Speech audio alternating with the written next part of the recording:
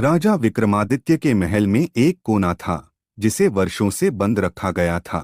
इसे गुप्त तहखाने का द्वार कहा जाता था।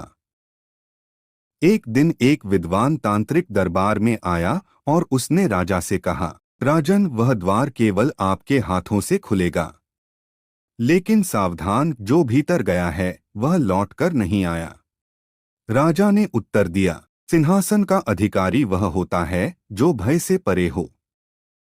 रात के तीसरे पहर दीपकों की मध्यम रोशनी में राजा विक्रमादित्य अकेले उस द्वार तक पहुंचे। द्वार पर हाथ रखते ही एक गहरी गूंज हुई और द्वार धीरे धीरे खुल गया। भीतर गहरी सीढ़ियां नीचे जाती थीं, अंधेरे में लुप्त होती हुई। राजा ने मशाल जलाई और नीचे उतरने लगे। हवा भारी हो गई और दीवारों पर अजीब चित्र उभरने लगे। अंत में वे एक विशाल कक्ष में पहुंचे जहां बीचों बीच एक गोल थाल में 7 रंगों की ज्योति जल रही थी।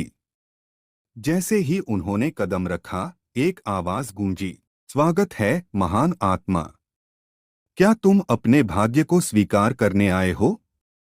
अचानक चारों ओर की दीवारें बदलने लगीं। वे जीवित हो गईं, जैसे उनमें आत्माएं कैद हों। राजा ने देखा कि उनके चारों ओर पूर्व राजा रानियों की छायाएं घूम रही थीं, जो कभी इस तहखाने में आए थे और फिर बाहर नहीं लौटे। तभी एक छाया उनके सामने आई और बोली, तू सच्चा न्यायप्रिय है, इसीलिए तू आगे बढ़ सकता है, लेकिन अंतिम द्वार तुझसे बलिदान मांगेगा। क्या तू तैयार है? राजा ने कहा, यदि सत्य और लोकहित के लिए बलिदान चाहिए तो मैं तैयार हूं।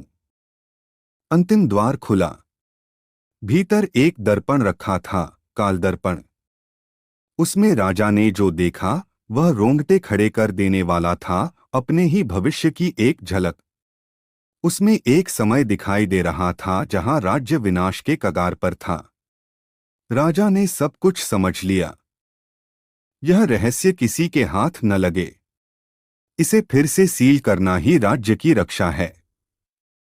राजा ने दर्पण को वापस स्थान पर रखा, मंत्रोच्चार किया और द्वार को फिर से बंद कर दिया। जब वह वापस महल पहुंचे, उनके कपड़े धूल से भरे थे, पर आंखें चमक रही थीं।